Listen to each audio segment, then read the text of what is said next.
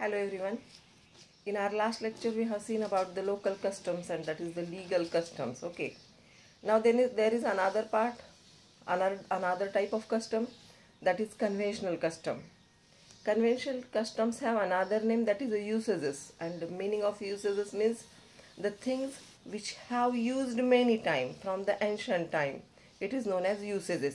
म्हणजे वारंवार आधीपासून ते वापरत आले, पुन्हा पुन्हा पुन्हा ते वापरत आले, त्याला म्हणायचं usages. And it is also known as the conventional customs. या कन्व्हेन्शनल कस्टमवर तुम्हाला कधी कधी शॉर्ट नोट पण येते. Conventional customs, that is usages, are those customs which governs the parties to an agreement. हे एक ॲग्रीमेंट, हे व्यापारी लोकांमध्ये चालणारं कस्टम आहे. हे एक ॲग्रीमेंट केलं जातं दोन पार्टीजमध्ये. A conventional custom, or what is popularly called as a usage, is rooted in the agreement or well established habit. वेगवेगळे एस्टॅब्लिश्ड हॅबिट्स असतात. व्यापाऱ्यांमध्ये काही करार होतात, त्यांच्यामध्ये काही बोलणी असतात आणि ती म्हणजे कायमस्वरूपी चालू असतात. ती बऱ्याच वर्षापासून सुरू असतात आणि ती पुढे पुढे ती कंटिन्यू राहतात. म्हणजे कायम स्वरूपात वापरात येणारं एका प्रकारचं कस्टमच आहे हे. It is non as a usage. So well non habit आहे ही. Conventional customs therefore may be expressly stated in the agreement or implies under the agreement. म्हणून हे काय केलं जातं, इम्प्लाइड ॲग्रीमेंट असतात, कधी कधी एक्सप्रेसली ॲग्रीमेंट असतात. आपण ॲग्रीमेंटचे प्रकार पाहिलेत, कॉन्ट्रॅक्टचे प्रकार पाहिलेत की इम्प्लाइड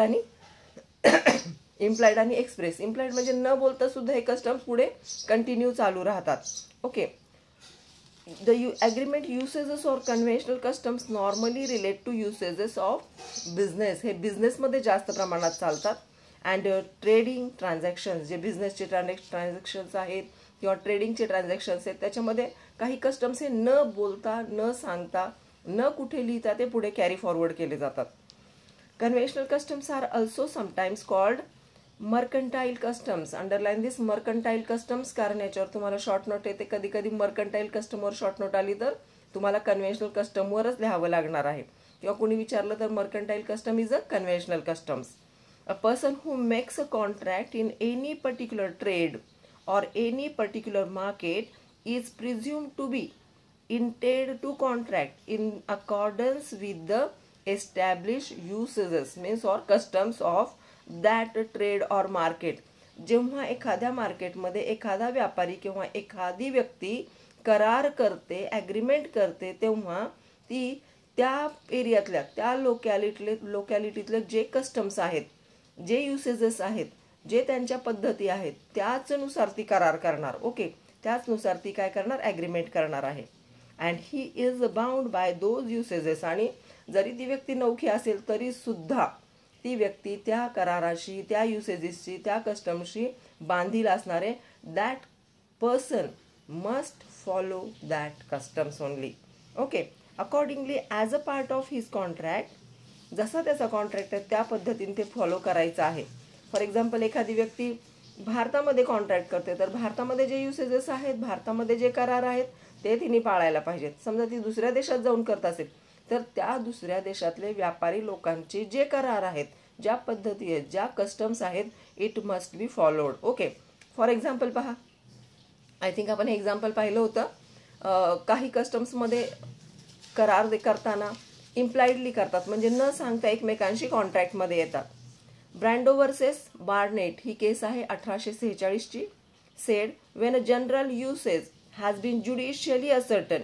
जे जनरल युसेजेस आहेत, जे कस्टम्स आहेत, जनरली चालतात, ते जेव्हा ज्युडिशियली ॲक्सेप्ट होतात, असर्टन म्हणजे परवानगी मिळते, and establish it becomes a part of the law of merchant.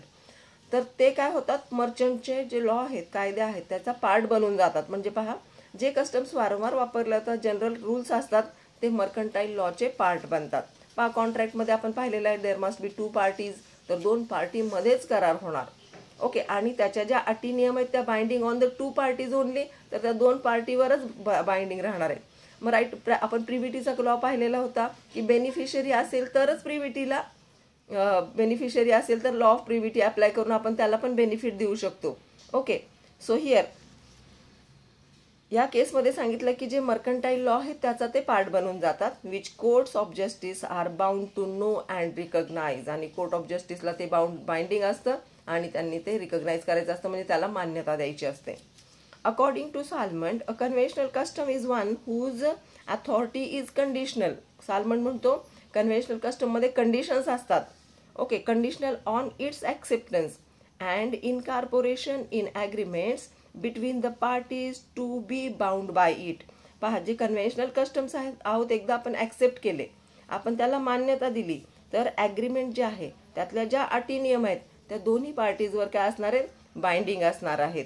For example पाहूया, in a sales of goods act आपण शिकलेलो आहे, सेल ऑफ गुड्स ॲक्ट शिकलेलो आहोत कॉन्ट्रॅक्ट 2 मध्ये. आय थिंक तुम्हाला कॉन्ट्रॅक्ट 2 झालेला आहे. So in a sale of goods by description, जेव्हा डिस्क्रिप्शन करतो वर्णनाने एखादी वस्तू आपल्याला विकायची आहे, एखादी व्यक्ती ती वस्तू विकत आहे वर्णन करून, आपण फक्त वर्णनावरून ती वस्तू आपण मागवतो आहोत किंवा खरीदतो आहोत.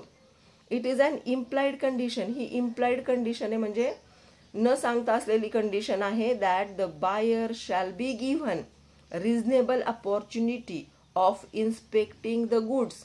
पहा, वर्णन करायचं आहे, फक्त वर्णनावरून आपण एखादी वस्तू मागवतो. पहा, आपण पाहिलेलं आहे COD असतं, कॅश ऑन डिलिव्हरी. आता आपण ऑनलाईन बऱ्याच वस्तू मागवतो, त्याच्यामध्ये आहे की आपण ती वस्तू घेऊन आफ्टर COD ती आपण रिटर्न करू शकतो 10 दिवसात, जर ती चांगली नसेल तर. ही इम्प्लाइड कंडिशन आहे. अँड सॅटिस्फाईंग, इन्स्पेक्शन करायला अलाउड आहे प्रत्येक ग्राहकाला. And satisfying himself that the goods are as per the description, जे तुम्ही वर्णन केलं होतं त्या पद्धतीचं जर गुड्स असेल, सामान असेल, तर ते चेक करण्याची अथॉरिटी कुणाला आहे, ग्राहकाला आहे. पहा, बऱ्याच वेळा ऑनलाईन फसलं जातं, आपण वेगळ्या साईटने काहीतरी वस्तू मागवतो, ते परतही करता येत नाही. म्हणजे बायर्स बिहेवियर हा नियम तर आहेच आपल्याला, पण जे वर्णन केलेलं आहे त्या पद्धतीची वस्तू आहे किंवा नाही ते चेक करून पाहण्याची सुद्धा अथॉरिटी कुणाला आहे, बायरला आहे. ओके, हे सेल ऑफ गुड्स ॲक्टमध्ये आहे. This rule has its origin in the conventional custom, आणि हे कन्व्हेन्शनल कस्टमचं ओरिजिन आहे. म्हणजे सुरुवात झाली असेल की बाबा कुणीतरी वर्णन केलेलं आहे की आमच्याकडे असा असा पदार्थ चांगला मिळतो, मग त्या वर्णनावरून तो पदार्थ पाठवला गेला असेल आणि नंतर त्याचं चेक करून पाहिलं असेल, तर ते ऑथेंटिक असेल तर ठेवून घेतलं असेल, नसेल तर परत पाठवलं असेल, आणि त्याच्यावरून या कन्व्हेन्शनल कस्टम पुढे जाऊन आपला सेल ऑफ गुड्स ॲक्ट झालेला आहे. त्याच्यातलं डिस्क्रिप्शनने जेव्हा आपण एखादी वस्तू मागवतो तेव्हा त्याचं इन्स्पेक्शन करणं आपल्याला अलाउड आहे.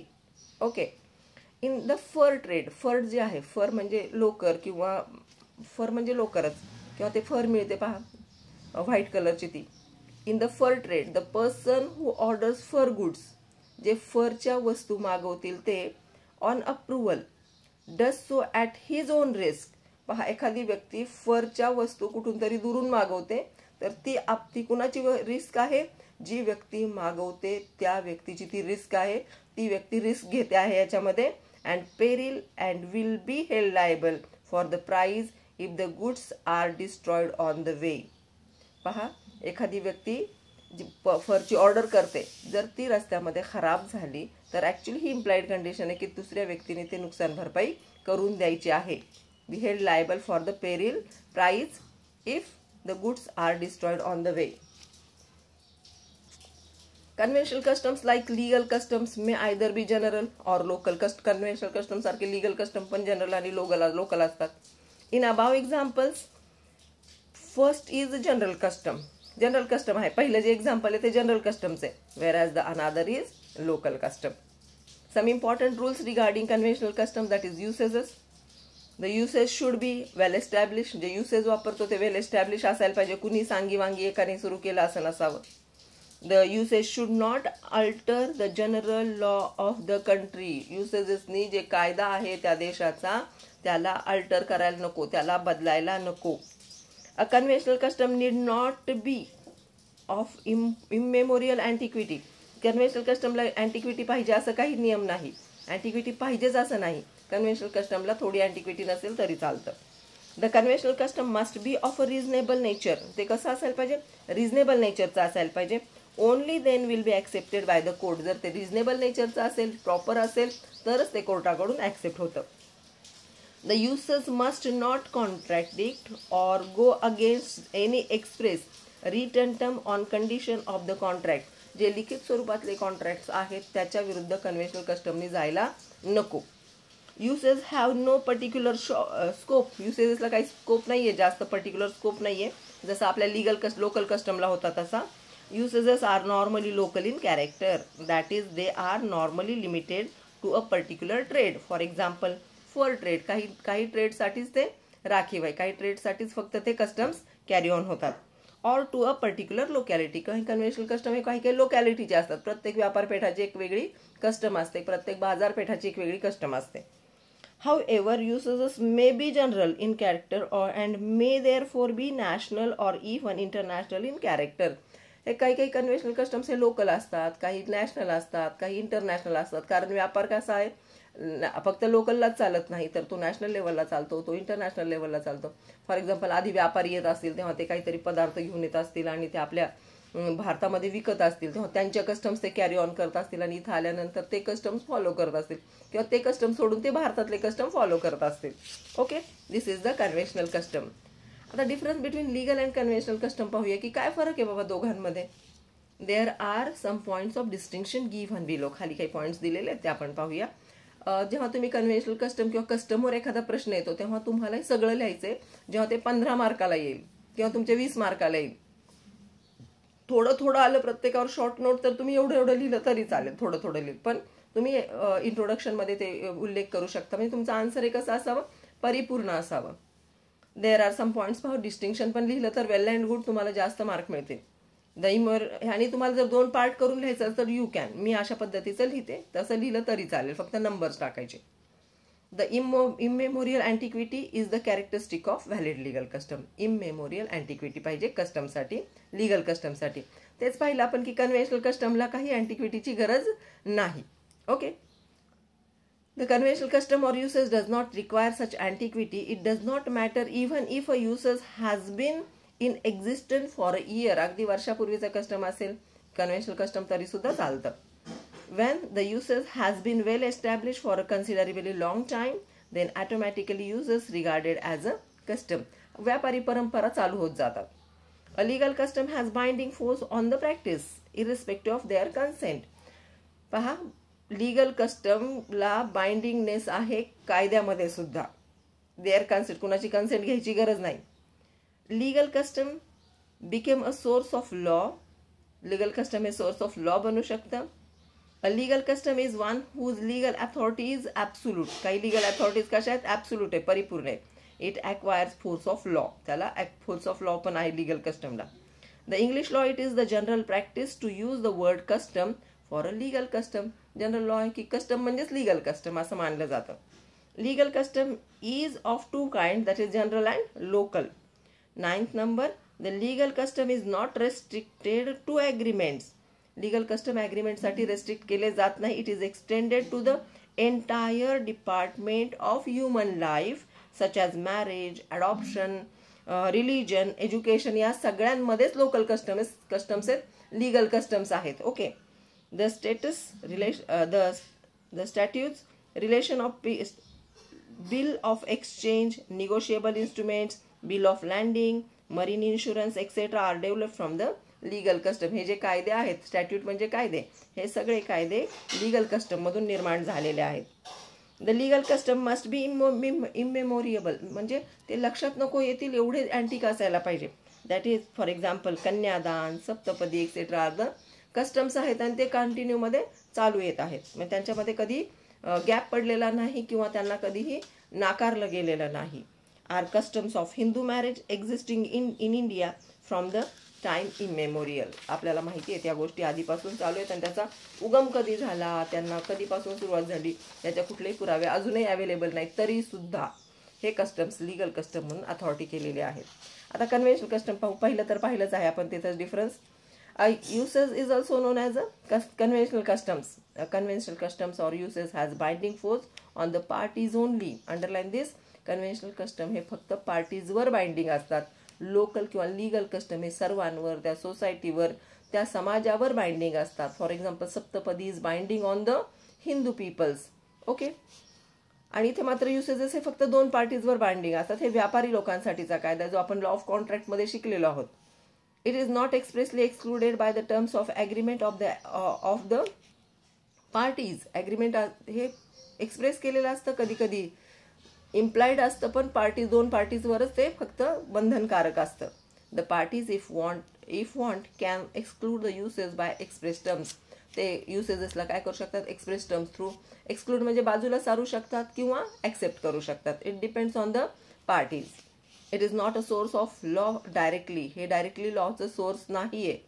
A long usage is converted into a custom. जेव्हा लॉंग युसेजेस फार वर्षापासून एखादा प्रथा परंपरा चालू असेल, युसेजेस चालू असतील, तर converted into a custom, then only the legislature made a law on it. आणि नंतरच कायदा जो आहे त्याच्यावर एक नवीन कायदा बनवू शकतो. लेजिस्लेटिव्ह अथॉरिटी त्याच्यावर काय करू शकते, कायदा बनवू शकते. So then only the legislature made a law on it. Judges may recognize uses. Judgesला uses माहिती असतात.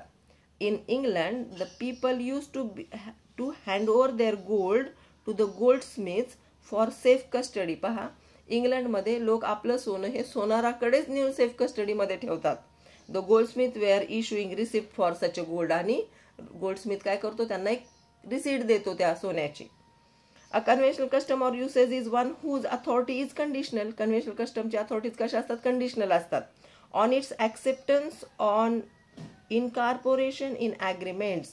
पहा, entered by the parties. याच्या ज्या अटी नियम आहेत, कन्व्हेन्शनल कस्टमच्या अथॉरिटीज आहेत, कंडिशन्स आहेत, जेव्हा एकदा ॲक्सेप्ट करता तेव्हा दोन्ही पार्टीजवर त्या बंधनकारक असतात, जोपर्यंत तुमचा करार चालू आहे, जोपर्यंत तुमचा कॉन्ट्रॅक्ट चालू आहे.